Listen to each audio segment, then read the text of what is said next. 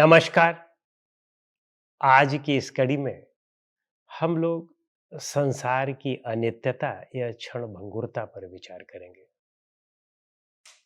यह संसार क्षणभंगुर है, यानी टेम्परेरी है, या आप यूं कह सकते हैं कि परिवर्तनशील है। और संसार शब्द ही वह बना हुआ है कि संसरति इति संसारः। संसरति का मतलब सरकना, चलना। जो चलता रहे, सरकता रहे, उसे ही संसार कहते हैं। यानी अपनी जगह पर जो स्थिर न रहे, उसे संसार कहते हैं। तो इस संसार में जितनी भी चीजें हैं, वे सब वस्तुतः संसार ही है, क्योंकि सब में परिवर्तन हो रहा है। तो ये शरीर भी संसार है, ये इसमें भी परिवर्तन हो रहा है। तो जो कुछ भी आप यहाँ देख रहे हैं, परसीव कर रहे हैं, वह सब संसार है, क्योंकि सब कुछ सरक रहा है।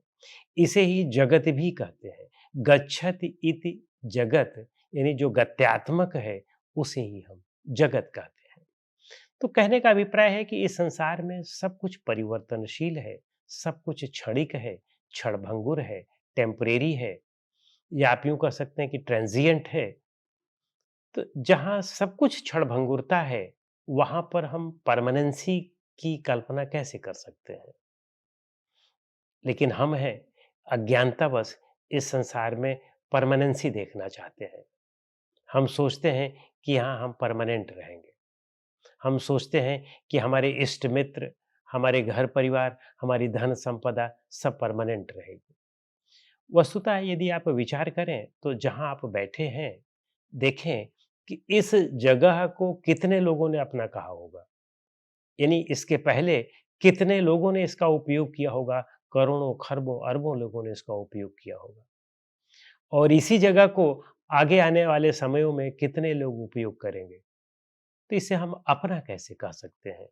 हाँ, व्यवहार में ज़रूर है कि हम व्यावहारिक रूप में किसी चीज़ को अपना कहते हैं कि जब तक वो हमारे पास है, हमारी अपनी है।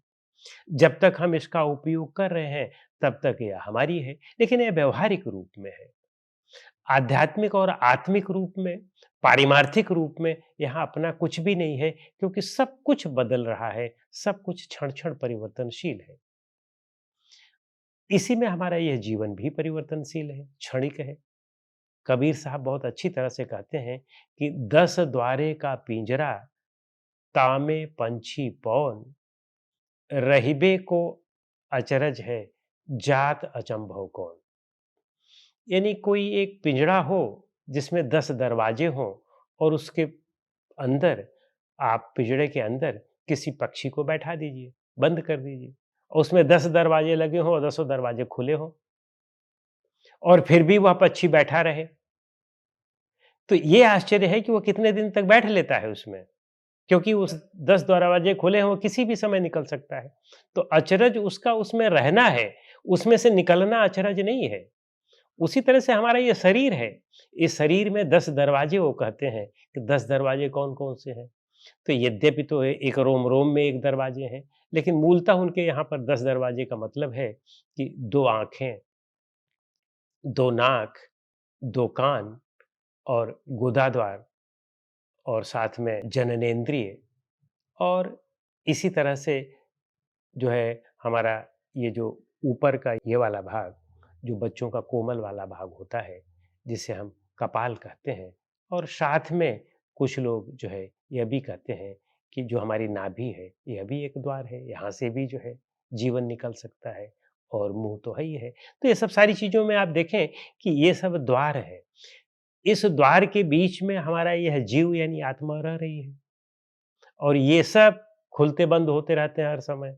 तो इनके बीच में से हमारा जीवन कभी भी निकल सकता है। तो इतने दरवाजे होने के बाद भी अगर यह अंदर बैठा हुआ है, इसमें हम लोग 50-100 साल, 150 साल तक रह लेते हैं।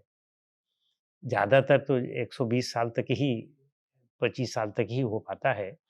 बहुत अधिक से अधिक लोग तो 100 के अंदर ही मर जाते हैं, लेकिन कुछ यदा-कदा लोग 100 साल से 120 साल तक, 25 साल तक चले जाते हैं।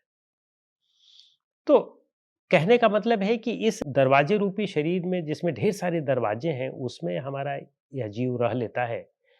तो यह आश्चर्य नहीं है। यह कब निकल जाता है, इसमें आश्चर्य नहीं है।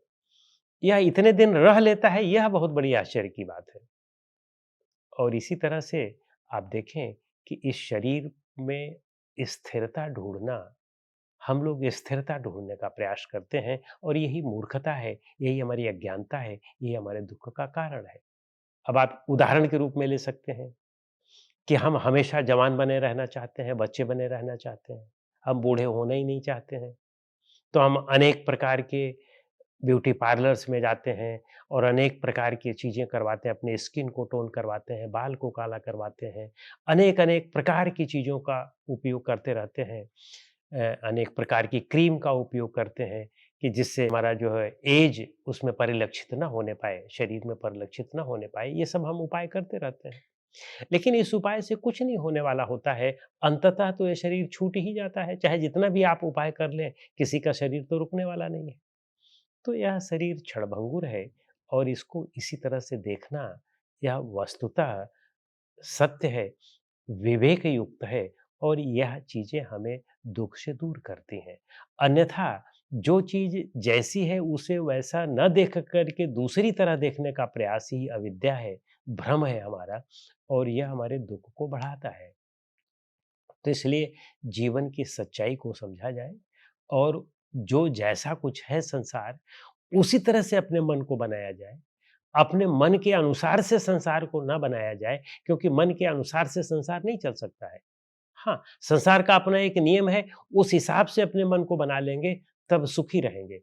लेकिन अपने मन के हिसाब से संसार को बनाने का प्रयास करेंगे, जैसा कि हम सब लोग प्रयास करते हैं, तो इसीलिए दुःख ही हाथ में आता है, सुख नहीं रहता है। तो इसलिए वस्तुतः चीज़ों को वस्तुगत रूप में समझा जाए, उसको अपनी कल्पना के अनुसार न समझा जाए, जो कुछ जैसा है उस तरह से समझा जाए, तभी सुख और शांति में मिल सकती है। अन्यथा केवल दुःख और दुःख हाथ लगता है। नमस्कार।